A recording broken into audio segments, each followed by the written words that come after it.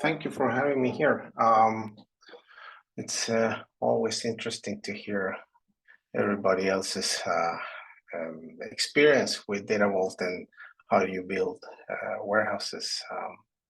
Well, anyway, I was interviewed a couple of months ago regarding how we implement Data Vault, and I've been talking to you guys at Ultimate DV a lot, so you were interested in how we went from not having Data Vault to implementing Data Vault and what happened after that. So I prepared this presentation that I also present internally at McDonald's whenever we have new persons that want to know our journey. So I hope it's finds you well. Anyway, I'm a data engineer. I've been working with a lot of different tools during the years. I started many years ago with Crystal Reports, Business Object. I've done a lot of Cognos. I've done integration services to build data warehouses, and I played around a couple of years with ClickView. So I've done a lot of different tools where I've been creating data warehouses for different purposes. So let's see here. So what is McDonald's actually?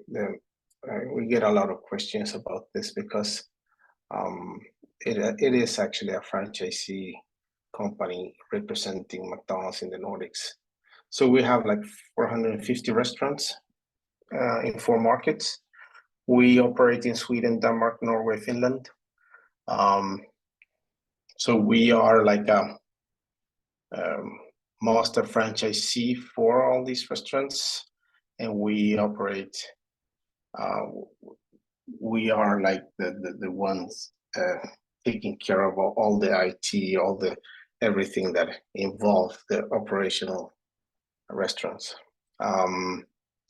So we have you have some figures over there. We have 160 million guests, and we have we generate a bunch of money, and we have to support all of these restaurants and a lot of other people at the headquarters with data. And when we started this journey, we started with a very traditional approach. So we had 4 different solutions for 4 different markets, and we needed to harmonize this and start to create one single source of truth. It says 15 sources there, but we have many more now. But we started with this. It was like 15 sources in the beginning, and we actually created a traditional. I don't know how you call it right now, medallion layers, or we had this raw layer, staging layer, and dimensional layer. So we are creating Kimball tables or fact tables and dimensions to serve all data. And so we didn't start with Data Vault. We started to build this warehouse, and we encountered a lot of new problems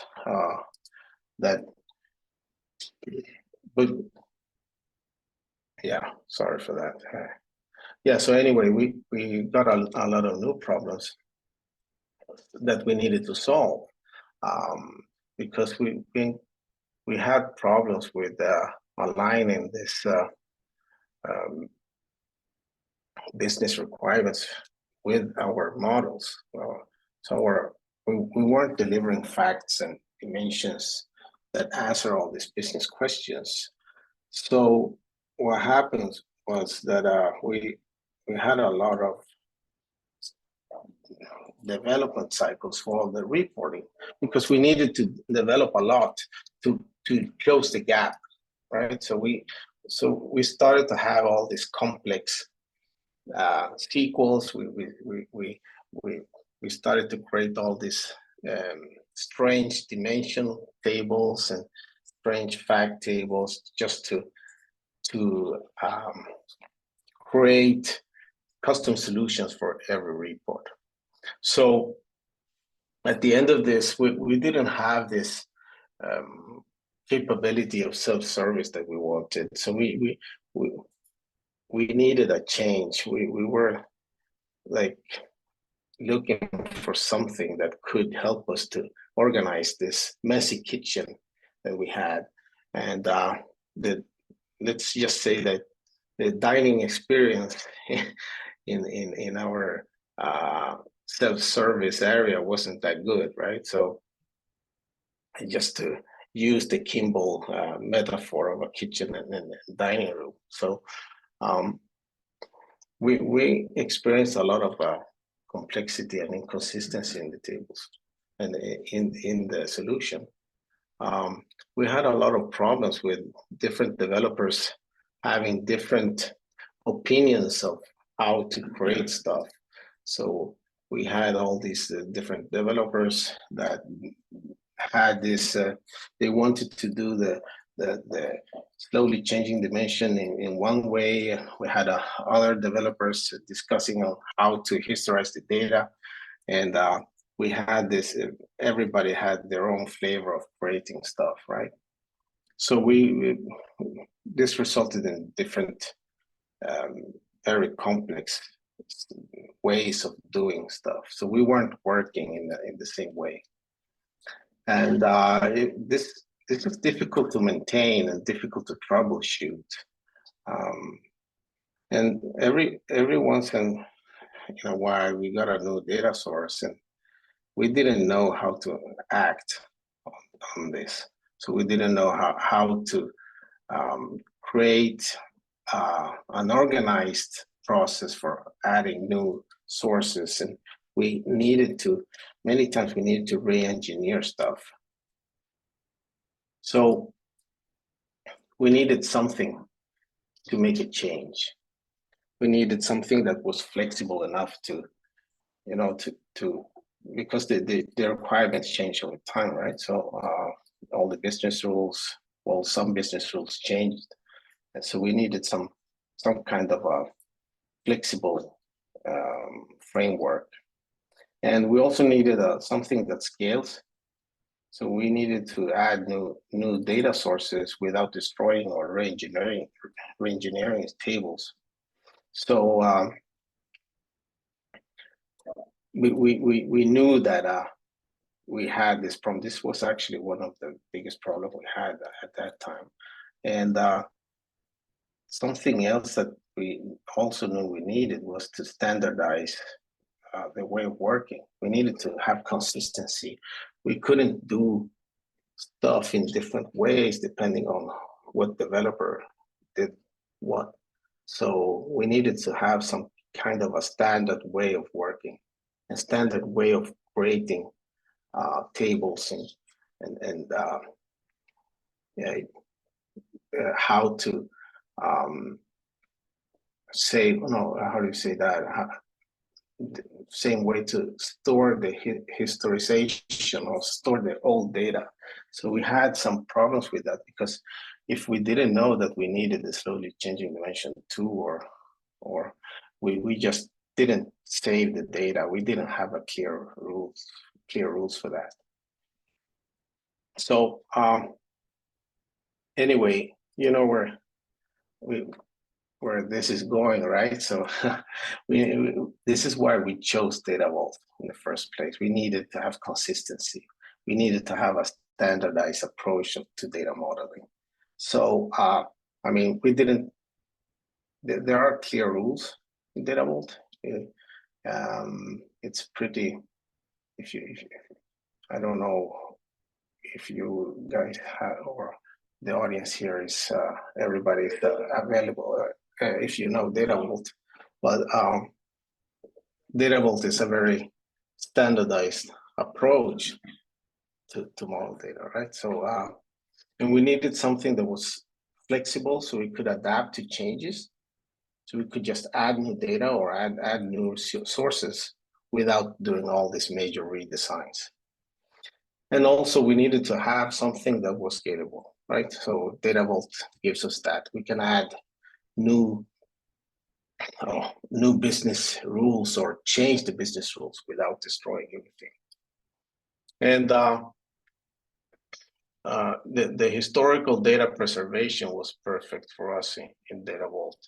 We can save, we can track all the changes, and we can store all the changes by default. We don't need to think about how we are storing that data, because it's already made in this framework or this concept for us. We also needed to be more agile. We needed to be more responsive to new requirements, and without having all these bigger projects or bigger activities, because when we got a new source or when we got a new business rule or whatever, we needed to make those changes pretty fast. And Data Vault gives us that. So just for the people who doesn't know what Data Vault is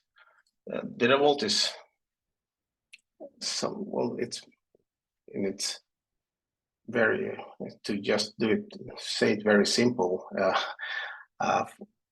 you store your business concepts in hubs. So every hub represents a business key, right? So you have a customer, and then you can have you have the customer ID. That's a unique key in the hub. And every hub has a satellite where you can store all the descriptive attributes, right? So, and all the historical changes will be stored in the satellite. So every time a customer change, we will save a new row in the satellite with that change. And we can also track the source. We can track when we loaded this change, and everything is already in there. And between these hubs, we need to create all these relations. So we create link tables for that. And it saves and stores the historical and the relationship between these hubs. I didn't find a better example than this that I show, because it's actually exactly what we do at McDonald's. So we have a product, and that's we have a relationship with the order line, and that order line have also a relationship with the order, and the order itself have a relationship with a customer. So whenever we got a new data source, or we got new data in some kind, let's say for a product, we can just add a new satellite on that business concept, or the product business concept. Or if we get new data for the customer, for a customer, we can add that as a new satellite for that customer. So DVT is our way of implementing this. And I don't know, I assume that some people, or you people here, know what this is, but essentially it is a SQL, how do you call that, framework for creating SQL or executing SQL, I guess, a database. And within this tool, you can use packages, and we're using the Ultimate DV package. And the Ultimate DV package is a package for automated creation of hubs and satellites and links through templates. So we have a template for creating a hub, and it also has templates for creating a stage table or a stage view, right? So we can create all these hubs and satellites and links from these templates. So we don't need to create the SQL, the SQL code, because it's done for us through macros. And there are a bunch of other templates as well. So we're just using hub satellites and links, but we have, I think the Automate DB they have templates for transactional links, for well, pointing time tables, bridge tables, and a lot of stuff. And you can use that to automate those kind of models. So using all these templates, since it's creating the models for us, we can focus more on creating the dimensional tables and fact tables. So, or also if we have a new business concept coming in, we can discuss that more. It's more of a theoretical discussion, what business logic is going to be implemented in there, instead of discussing how this data is going to be stored in our kitchen or in our how it fits in. We can discuss more how it fits into our enterprise model, so to say, instead of discussing all the technical details. This also, since we have everything with templates, that it's a lot of faster to when we have new colleagues, it's faster to get them on board, and we have it's easier to get them to understand the way of work, the way of working we have. So it's easier to we think it's instead of discussing the SQL, creating the hubs and satellites, it's easy to understand the Ultimate DB package and how that creates the hubs and all the models we have. So yeah, we have a faster onboarding. Let's see here. So I like to. I like this metaphor, the relationship between data vault and the dimensional models. I think Kimball had this in his book many years ago, where he was talking about the dining room and the kitchen, and where the dining room is the fact tables and the dimension that are the area where the business can work. But the kitchen wasn't so. I was never happy with the explanation of the kitchen there. So I always say that, well, our kitchen is our data vault model, and this is how we do it. Oh, sorry for that. So now that we're having all these data vault models, we can prepare and organize the raw data better, right? And all these tables that we have in the dining room, we can focus more on that, on how to actually answer all these business questions we have from the business. We can focus more on that, and this is, and we can do that because we have the data more organized in the kitchen. So otherwise it would be a lot of. Is it just me, or I have a bad internet, I think? We can hear you fine. Okay, thank you. So having this kitchen organized, we can ensure that we can serve the dining room better with high quality, and we feel that we are better prepared to help the business. So since we implemented Data Vault, we noticed a significant shift, right, in how we spend our time. So previously, we had a lot of time was spent on wrangling data and aligning different development approaches. So now we spend less time in manual development. We can do all the automation with DBT, right? So now we can do a lot of focus more on the business question, but we can also do a better troubleshooting when maintaining this code, when maintaining all of this.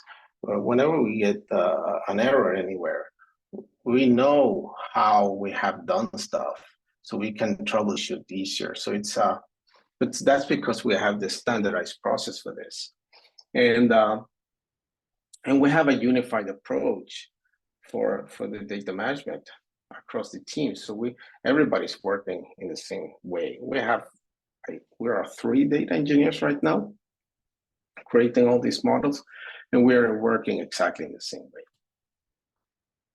And something that we have seen is that also that we can have a better focus on our master data. We can ensure that we have a single and consistent source of truth for business, for all these business entities. So it's actually improved the accuracy and the reliability of everything of all the models we have. So, I mean, what are we going from here? We have been talking about creating all these macros for creating all these dimensions and fact tables that we're doing, because we're doing it the same way all the time. So we have a template for everything, but we haven't created a macro for this. So we're looking into that. We saw some a video from the old user group meeting where there was this person presenting a new, they called it the twine. I don't know if you've seen that video. It's very interesting. You should see that one, because we're doing the same actually, but with a macro. We're also working a lot with data quality right now. So we're implementing a lot of data quality rules, and we are using another package for doing this. And we have a very slim CI right now. It's very slim. I would say that it's so slim that it's not. We shouldn't be called a CI, but we actually do that. So we have a deployment process where we have a code review, and we want to add automated testing into the CI. We also work a lot with performance optimization. So we're optimizing everything all the time. So this is ongoing all the time.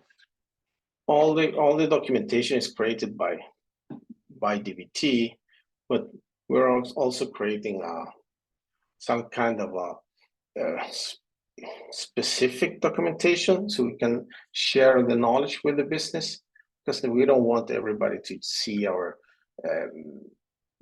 data catalog in DBT. I don't know if you've seen that, but they have a functionality for the documentation. So we're trying to export everything to a new catalog. And we also work a lot with self-service and user training. So that's something that's ongoing all the time. There are questions in the chat. So it says, by saying DBT automates creation of hubs, links, do you mean it just creates a SQL based off how you configure the model in the UI of the app? Well, yeah, we're actually creating it's YAML files, right? So we're just populating the YAML files with the correct data. So we're telling the YAML file, well, this is the source. These are the primary keys, or the hashed keys that we want. We also create the hash diff. We tell it what columns or what fields to exclude, or if we want to include every field in that. And then we can compile that, and it compiles a view for us. And then when you create the hub, you just tell it, well, this is my key that I created, and this is the fields that I want to include in the hub. And same goes for satellite. And so when you compile that, you can get different SQLs depending on if you have different flags in there in the package. But essentially, yeah, well, you're configuring everything through YAML file. There's a learning curve. You need to make sure it works when you're right. Yeah, well, I agree. There is a learning curve with DBT. So I think it's, I don't know if I have used a lot of tools in the past, and I'm always getting back to pure SQL. So I really liked DBT from the first day I saw it. So Maybe I can chip in there. I think there's a lot of packages out there, software packages out there that will automate data vault. They're all being used by clients, so they clearly work, and they all are no tool's perfect. So what we recommend is evaluate and see what suits your particular organization. So DBT is an option, but it's not the only thing out there to choose from. Yeah. Well, DBT is since it's open source, you can try it out pretty easy. I don't know what vault speed is, but I mean, if you have any, you can just download DBT and install it. It's a Python library, right? So you can just install it and then just download the package from well, the DBT, the ultimate DB package is pretty simple to download it. So I'd agree with you there. Yeah, DBT is, if you go down the right route, it's free to use. You can get a free license for one person on the web, the cloud version, or there's a community package you can download and install locally. And essentially, at the end of the day, it's just a Python library. So you can download it, Python app rather. You can download it, run it, extend it with Python if you want to. yeah, it's quite powerful, but I say there are other options out there, and sometimes it's best to experiment first.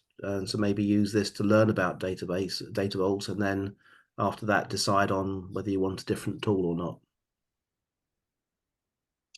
Yeah, I have used other tools in the past, low-code tools.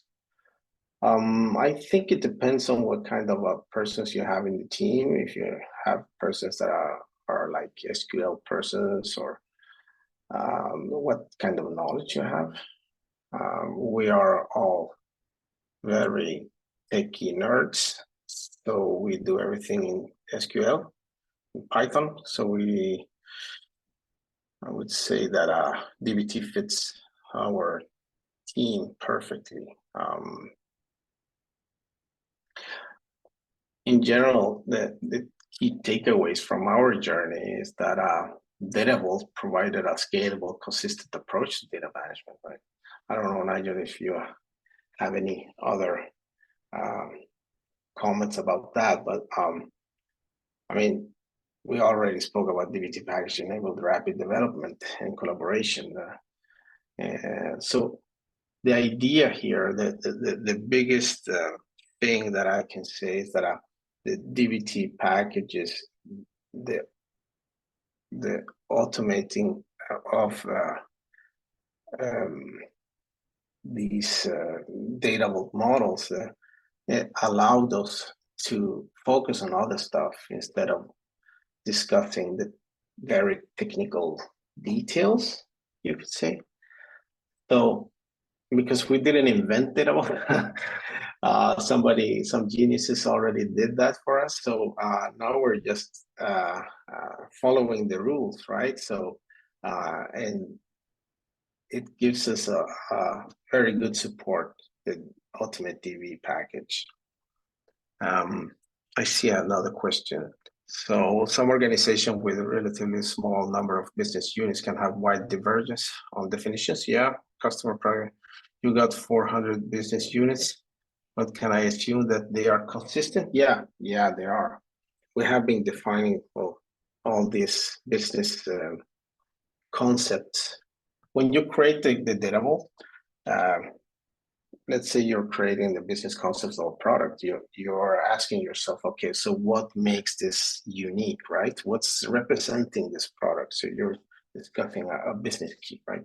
Or a product ID, let's say a product. So its product ID, is it unique? Yeah, well, it's representing the product, okay? So for every new data that we get regarding the product, we will create this satellite on top of that, adding that to the hub, right? So if we have a department that wants a product is not a single product, let's say it's not a hamburger, they say like maybe the bread is a product, right?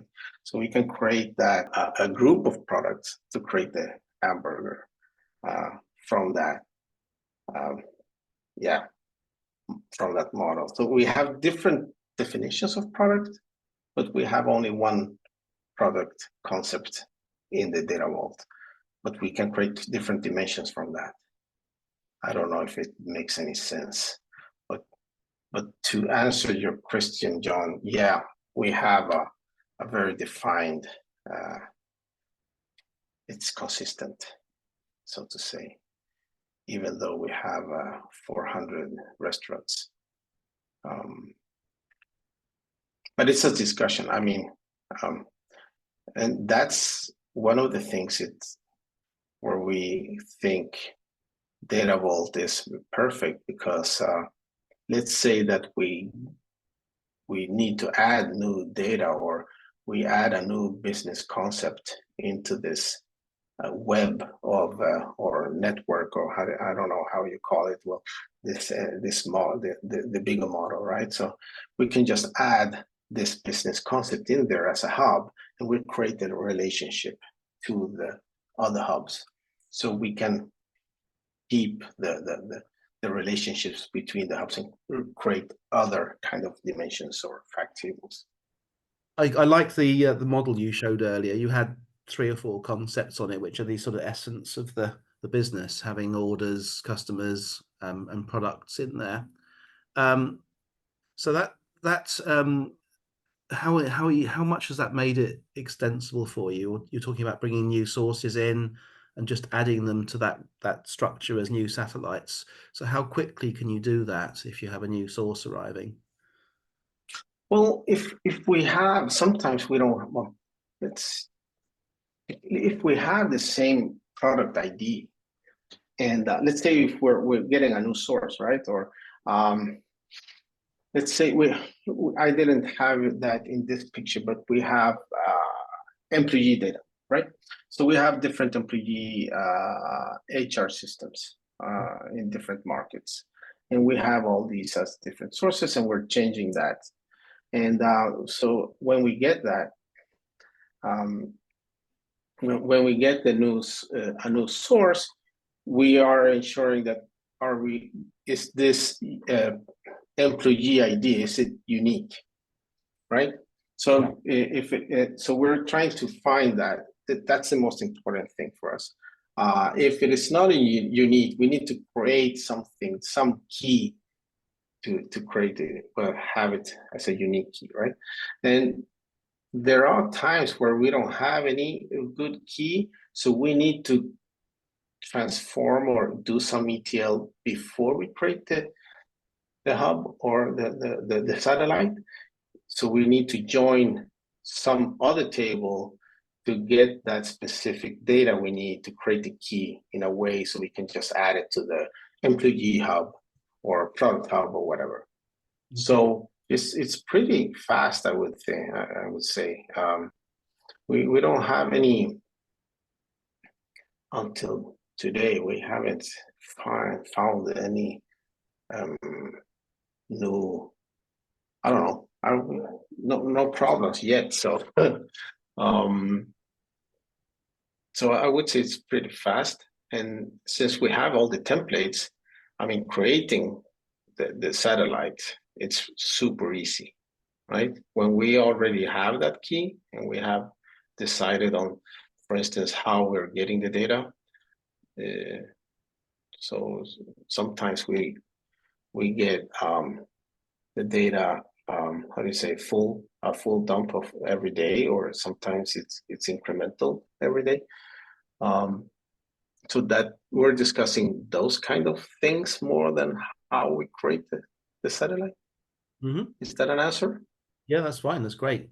I find because you're modeling the hubs and links using business terms, they don't change very much. And most of the time, you're just pinning new satellites to those terms, which helps make very quick integration because you essentially modeled the business using the hubs and links in there, and that doesn't change. That's your business. What McDonald's does. You have products and sales and customers.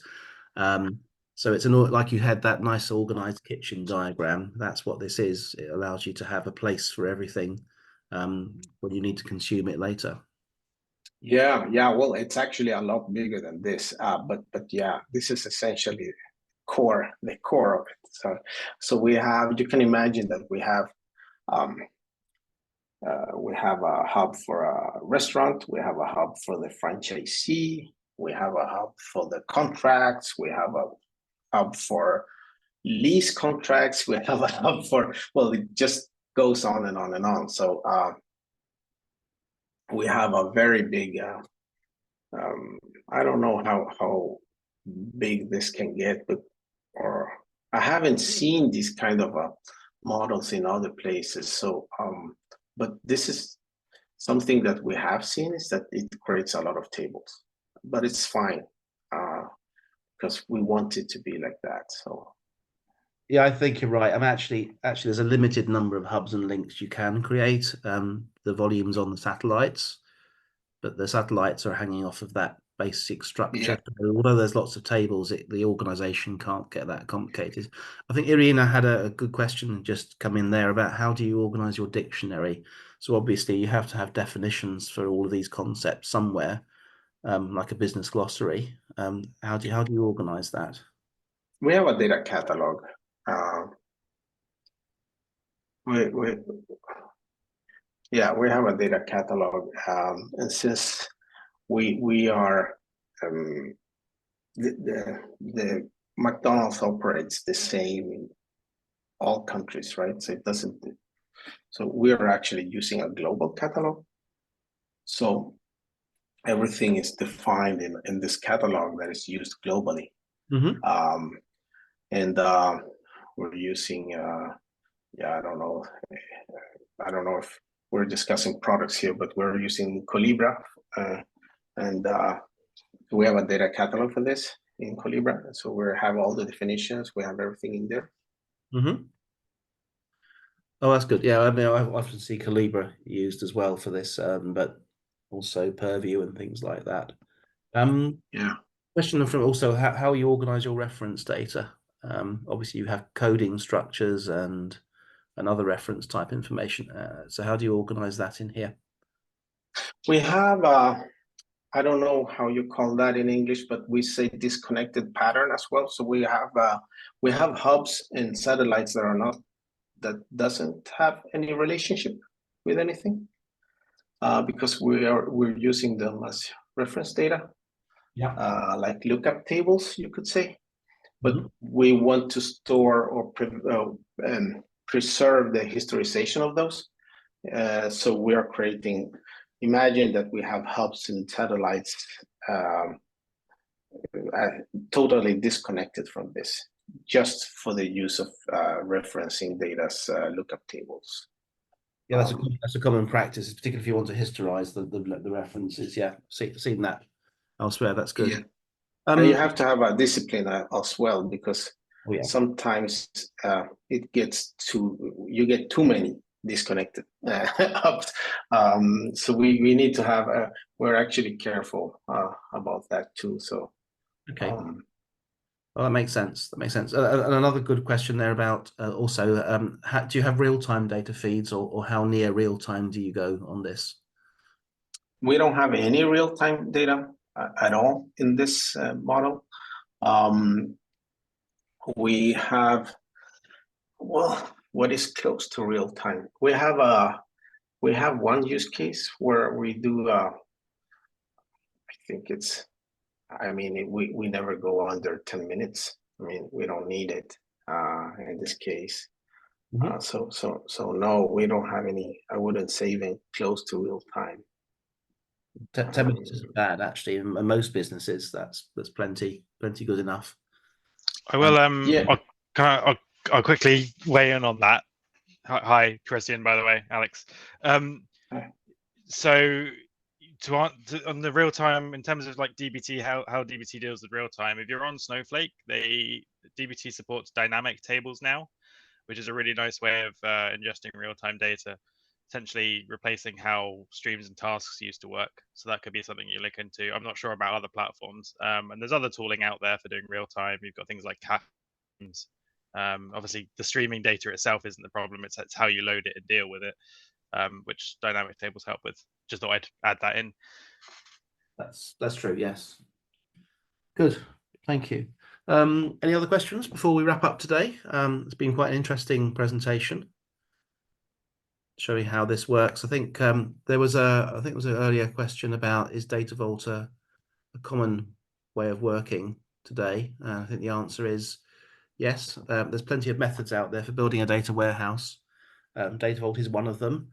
But Data Vault's particularly good when you're dealing with business problems where you need to have semantic integration, history in there as well, and you've got to organize data at scale. So it provides additional techniques and modeling approaches that help in that sort of use case. Plenty of other reasons to use it as well. I think of all the other methods out there, it's probably closest to the medallion method, where essentially Data Vault stages, integrates, and presents, and the medallion method does the same thing: stages, cleans, and presents. So you can use Data Vault inside the layers of medallion architecture to help strengthen the way you integrate and clean the data in the silver layer. Jim, you asking what is ensemble modeling? Ensemble modeling is a variant of Data Vault, published by Hans Holtgren, who worked with Dan in the early days on the Data Vault method. He focuses a lot on modeling techniques around Data Vault, not entirely aligned with how Dan Linstead works, but it's like 90% overlap with it.